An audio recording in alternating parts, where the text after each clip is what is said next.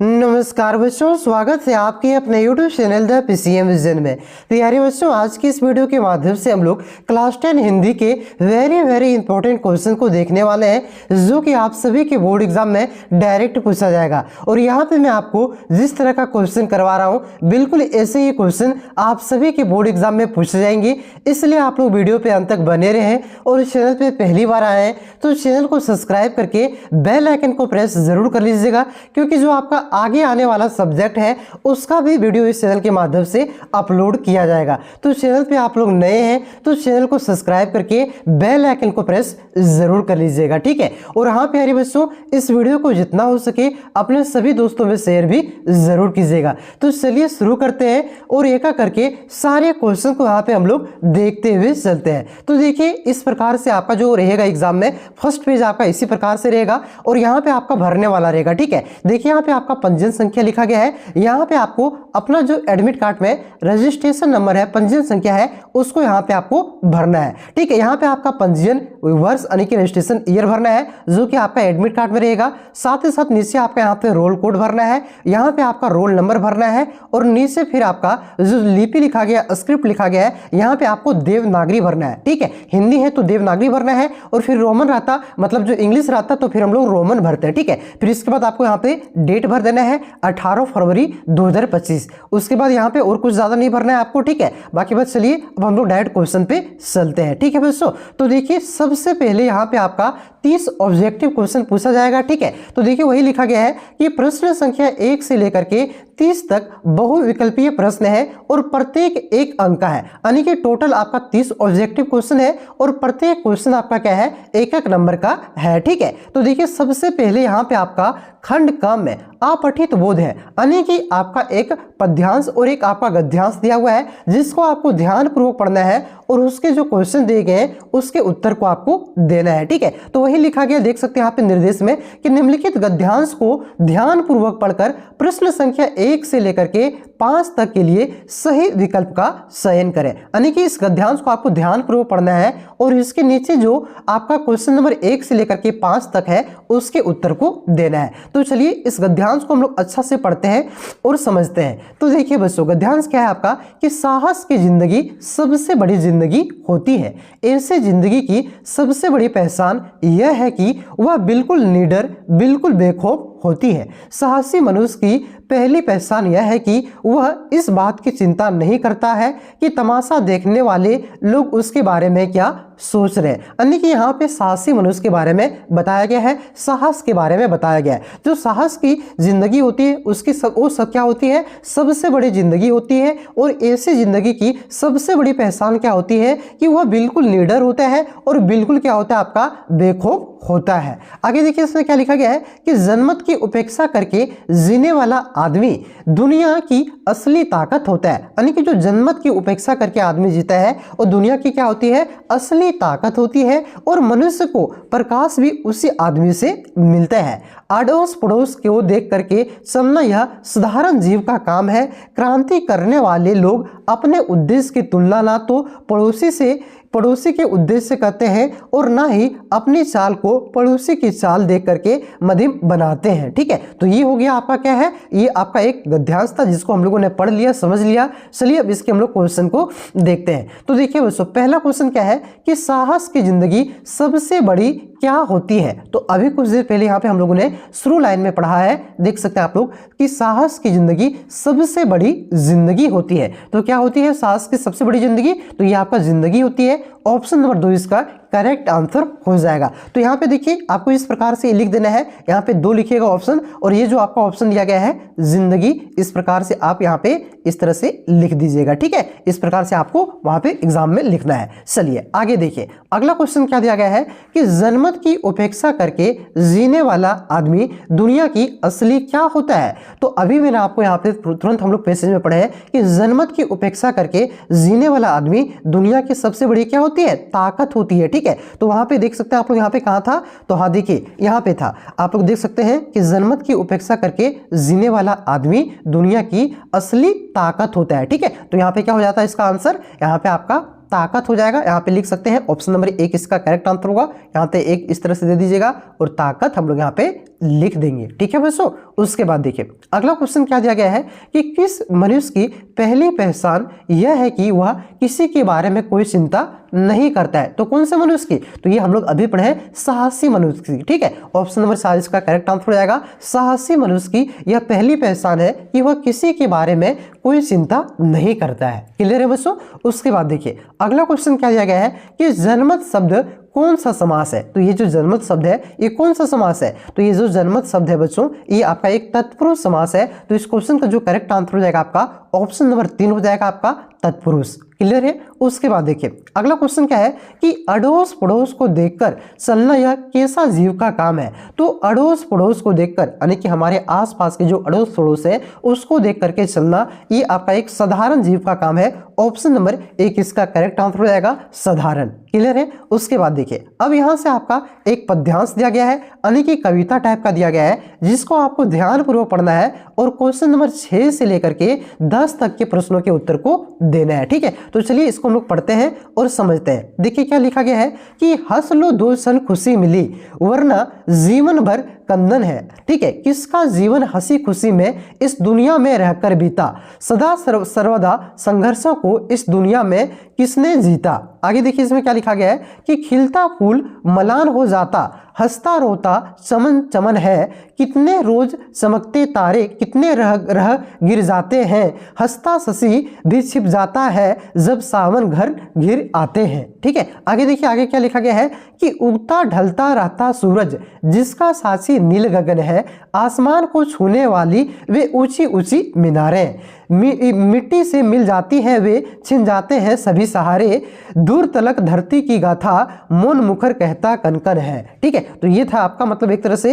हंसते खिलते रहना चाहिए, हमें अपना मतलब एक खुश मिजाज जिंदगी जीना चाहिए, उसी के बारे में यहाँ पे आपका बताया गया है। ठीक है, चलिए हम लोग क्वेश्चन को देखते हैं। देखिए क्वेश्चन में क्या दिया गया है कि हंस लो दो क्षण खुशी मिली है वरना जीवन भर क्या है। तो फर्स्ट लाइन में हम लोगों ने पढ़ा अभी कि हंस लो दो क्षण खुशी मिली है वरना जीवन भर क्या है, तो क्रंदन है। क्या है? क्रंदन है। तो इस क्वेश्चन का जो करेक्ट आंसर हो जाएगा एक क्या हो जाएगा बच्चों, आपका ऑप्शन नंबर 2 हो जाएगा क्रंदन। क्लियर है? उसके बाद देखिए अगला क्वेश्चन क्या दिया गया है कि दूर तलक किसकी गाथा है। तो अभी हम लोगों ने पढ़ा कि जो दूर तलक ये किसकी गाथा है, तो धरती की गाथा है। ऑप्शन नंबर 4 इसका करेक्ट आंसर हो जाएगा धरती। उसके बाद देखिए बच्चों अगला क्वेश्चन क्या दिया गया है कि नील गगन का एक शब्द क्या होगा। देखिए गगन का मतलब क्या होता है, तो बोलिएगा सर गगन का मतलब होता है आकाश। ठीक है, तो यहाँ पे देखिए किसमें आपका लिखा गया नील, तो नील यहाँ पे दिया गया है। ठीक है, नील तो नील यही हो जाएगा। और अंबर का मतलब भी होता है आपका आकाश, तो कह सकते हैं कि नील गगन का मतलब होता है नील अंबर। तो एक शब्द यही हो जाएगा, ऑप्शन नंबर 2 इसका करेक्ट आंसर हो जाएगा। उसके बाद देखिए अगला क्वेश्चन क्या है कि खिलता फूल क्या हो जाता है। तो जो खिलता फूल है ये आपका मलान हो जाता है। ठीक है, ऑप्शन नंबर 1 इसका करेक्ट आंसर हो जाएगा मलान। उसके बाद देखिए अगला क्वेश्चन क्या दिया गया है कि जब सावन घन घिर जाते हैं तो कौन छिप जाता है। तो जब सावन घन घिर जाते हैं तो आपका शशि छिप जाता है। ठीक है, ऑप्शन नंबर 2 इसका करेक्ट आंसर हो जाएगा शशि। उसके बाद देखिए बच्चों अगला अब यहां से आपका खंड ख है और खंड ख में आपका व्याकरण का क्वेश्चन है। और आपके बोर्ड एग्जाम में टोटल कितने व्याकरण के क्वेश्चन पूछे गए हैं, तो टोटल आपका 10 व्याकरण के क्वेश्चन आपके पूछे जाएंगे। ठीक है,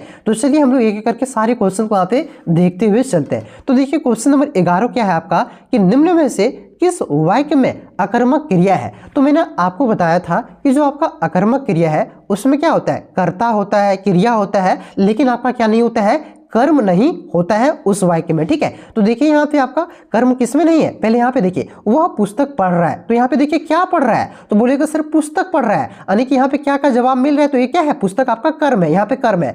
माँ भोजन बना रही है, तो क्वेश्चन करेंगे क्या बना रही है, तो उधर से जवाब आएगा भोजन बना रही है, तो यहाँ पे भोजन क्या है, आपका कर्म है। ठीक है, तो यहाँ भी कर्म है, यानी कि ये दोनों अकर्मक क्रिया नहीं होगा, और जिसमें कर्म होता है वो क्या हो जाता है, आपका सकर्मक क्रिया हो जाता है। ठीक है, तो ये दोनों क्या है, सकर्मक क्रिया है। उसके बाद आपका कि पिताजी रेडियो सुन रहे हैं, तो क्या सुन रहे हैं, तो बोलिएगा सर रेडियो सुन रहे हैं, तो रेडियो यहाँ पे क्या है, आपका कर्म है, यानी कि ये तीनों क्या है, आपका सकर्मक क्रिया है। अब यहाँ पे देखिए इसका जो आंसर होगा आपका ऑप्शन नंबर 1 होगा। क्यों होगा ऑप्शन नंबर 1? तो बोलिए यहाँ पे बच्चा खेल रहा है, तो जवाब मिल रहा है क्या, क्या खेल रहा है पता ही नहीं चल रहा है। क्रिकेट खेल रहा है, हॉकी खेल रहा है, फुटबॉल खेल रहा है, नहीं पता चल रहा है ना जी। तो यहाँ पे क्या हो जाएगा आपका, यहाँ पे कर्म यानी कि नहीं है, ठीक है। तो यहाँ पे क्या हो जाएगा आपका, यही अकर्मक क्रिया हो जाएगा। ऑप्शन नंबर 1 इसका करेक्ट आंसर होगा। क्लियर है बच्चों? इससे कर्म आपका जो क्रिया है, इससे आपका 2 क्वेश्चन आपके बोर्ड एग्जाम में पूछ जाएंगे। तो यहाँ पे आप लोगों ने समझ लिया कि किस प्रकार से इसको सॉल्व करना है, ठीक है। चलिए आगे देखिए, अगला क्वेश्चन क्या है कि निम्न में से कौन सा वाक्य सकर्मक क्रिया का उदाहरण है। तो मैंने आपको बताया कि जब सवाल कीजिएगा तो क्या का जवाब मिलेगा, यानी कि जिसमें कर्म रहेगा वही क्या हो जाएगा, आपका सकर्मक क्रिया हो जाएगा। तो देखिए यहाँ पे लिखा गया है मैं खेल रहा हूं, तो क्या खेल रहा हूं, जवाब नहीं मिल रहा है, तो क्या है, अभी अभी देखिए अकर्मक क्रिया हो जाएगा ये। उसके बाद वह पढ़ रहा है, क्या पढ़ रहा है पता ही नहीं चल रहा है, तो ये भी आपका क्या है, अकर्मक क्रिया है। चिड़िया उड़ रही है, क्या उड़ रही है, तो कौन उड़ रही है तब होता चिड़िया उड़ रही है, लेकिन क्या उड़ रही है तो पता नहीं चल रहा है, ठीक है। यहाँ पे इस तरह से क्वेश्चन होता कि कौन उड़ रही है, तो बोलते चिड़िया उड़ रही है, ठीक है, तब यहाँ पे होता। लेकिन यहाँ पे क्या से सवाल नहीं बन रहा है, तो ये भी क्या है आपका अकर्मक क्रिया है। वह रोटी खा रही है, तो क्या खा रही है, तो यहाँ पे पता चल रहा है रोटी खा रही है, यानी कि यहाँ पे कर्म है, और जिसमें कर्म हो यानी कि क्या का जवाब मिले उसे हम लोग क्या कहेंगे, सकर्मक क्रिया कहेंगे, ठीक है। ऑप्शन नंबर 3 इसका करेक्ट आंसर हो जाएगा, सकर्मक क्रिया ये हो जाएगा आपका, वह रोटी खा रही है, ठीक है। उसके बाद देखिए अगला क्वेश्चन क्या है कि गुरु का एक अर्थ होता है शिक्षक और दूसरा अर्थ क्या होता है। देखिए हम लोग जानते हैं कि गुरु का एक अर्थ क्या होता है, शिक्षक होता है, और दूसरा अर्थ इसका क्या होता है, भारी होता है। क्या होता है, भारी होता है। ऑप्शन नंबर 4 इसका करेक्ट आंसर हो जाएगा। उसके बाद देखिए बच्चों अगला क्वेश्चन क्या दिया गया है कि निम्न में से कौन सा श्वेत का अनेकार्थी शब्द नहीं है। तो देखिए श्वेत आपका सफेद भी होता है, उजाला को भी सफेद, आपका उजाला वो जो शर्ट में लगाते हैं बोला नहीं भाई साहब, उजाला का मतलब सफेद होता है। सफेदी को बढ़ाने के लिए उस कंपनी ने वो जो नीला कलर का रंग होता है उसी का नाम उजाला रख दिया, ठीक है। तो श्वेत का अनेकार्थी शब्द उजाला भी होता है, सफेदी भी होता है। श्याम आपका श्वेत का आपका अनेकार्थी शब्द नहीं होता है। श्याम किसका होता है, काला। कृष्ण भगवान को एक नाम श्याम भी था, और वो कृष्ण भगवान क्या थे, काला थे, ठीक है। तो आपका काला का ही एक क्या है, अनेकार्थी शब्द है श्याम। तो ये श्वेत का अनेकार्थी शब्द नहीं है श्याम। तो इस क्वेश्चन का जो करेक्ट आंसर हो जाएगा आपका ऑप्शन नंबर 1 हो जाएगा, ठीक है। चलिए आगे देखिए अगला क्वेश्चन क्या दिया गया है कि आजीवन कौन सा समास है। तो जो आपका आजीवन वर्ड है बच्चों, तो ये कौन सा समास है, तो आजीवन आपका एक अव्ययभाव समास है। क्या है, अव्ययभाव समास है। ऑप्शन नंबर 2 इसका करेक्ट आंसर हो जाएगा।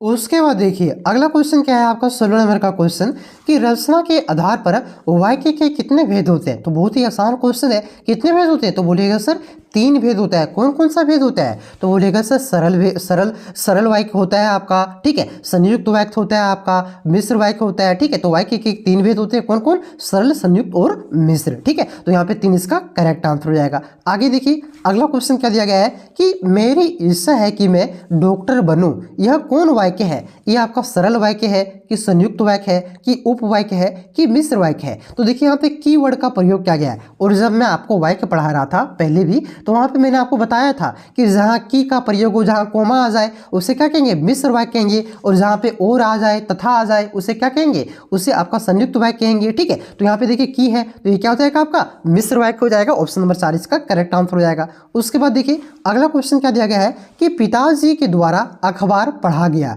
कौन सा वाक्य है। तो पिताजी के द्वारा क्या पढ़ा जा रहा है, तो बोलिएगा सर अखबार पढ़ा जा रहा है, ठीक है, यानी कि यहाँ पे कर्म है, तो ये क्या हो जाएगा आपका कर्म वाच्य हो जाएगा, ठीक है। ऑप्शन नंबर 2 इसका करेक्ट आंसर हो जाएगा कर्म वाच्य। उसके बाद देखिए अगला क्वेश्चन क्या दिया गया है कि विद्यालय घर के खाली स्थान है, सही अव्यय पद को चुने, यानी कि यहाँ पे कौन सा अव्यय पद भराएगा, निकट भराएगा कि दूर भराएगा कि दूरी भराएगा कि सटा भराएगा, ठीक है। तो देखिए पहले भर के देखते हैं, विद्यालय घर के निकट है, तो ये आपको सुटेबल लग रहा है, यही इसका आंसर हो जाएगा। बाकी इसको भर के देखिए आप यहाँ पे ये अव्यय कि विद्यालय घर के दूर है, तो दूर अच्छा लग रहा है क्या, इस तरह नहीं, यहाँ पे के तब नहीं होता कि विद्यालय घर से दूर है, इस तरह से अच्छा लग रहा है, ठीक है। तो ये नहीं होगा। विद्यालय घर से सटा हुआ है, तो यहाँ पे से रहता तब होता, ये भी के अच्छा नहीं लग रहा है। विद्यालय घर के दूरी है, ये तो और खराब लग रहा है जी, ये भी नहीं हो रहा है, ठीक है। तो यही इसका करेक्ट आंसर हो जाएगा क्या, विद्यालय घर के निकट है। ऑप्शन नंबर 1 इसका करेक्ट आंसर होगा। उसके बाद देखिए अगला क्वेश्चन क्या है कि वाच्य कितने प्रकार के होते हैं। तो वाच्य आपका 3 प्रकार का होता है। कौन कौन सा वाच्य, तो कृत वाच्य, कर्म वाच्य और भाव वाच्य। तो ऑप्शन नंबर 1 इसका करेक्ट आंसर हो जाएगा 3, ठीक है। उसके बाद देखिए बच्चों आगे देखिए, अब यहाँ से आपका खंड ग में पाठ्य पुस्तक का क्वेश्चन शुरू होता है। ठीक है, तो देखिए वही आपका निर्देश में क्या लिखा गया है कि प्रस्तुत पद्यांश को ध्यानपूर्वक पढ़कर प्रश्न संख्या 1 से लेकर के 24 तक के लिए सही उत्तर का चयन करें। यानी कि ये जो आपका पद्यांश दिया गया है, जो कि आप सभी के किताब में जो फसल कविता है जिसके आपके कवि हैं नागा अर्जुन, ठीक है, उसी से ये कविता, ये काव्यांश को आपका लिया गया है, पद्यांश को लिया गया है। ठीक है, तो चलिए देखते हैं क्या है आपका यहाँ पे कि फसल क्या है, और तो कुछ नहीं, वह नदियों के पानी का जादू है, वह हाथों के स्पर्श की महिमा है, भूरी काली संदली मिट्टी का गुणधर्म है, रूपांतर है सूरज की किरणों का, सिमटा हुआ संकोच है हवा की थिरकन का। ठीक है, तो इसको हम लोगों ने पढ़ लिया, ये फसल से लिया गया है, फसल के बारे में है।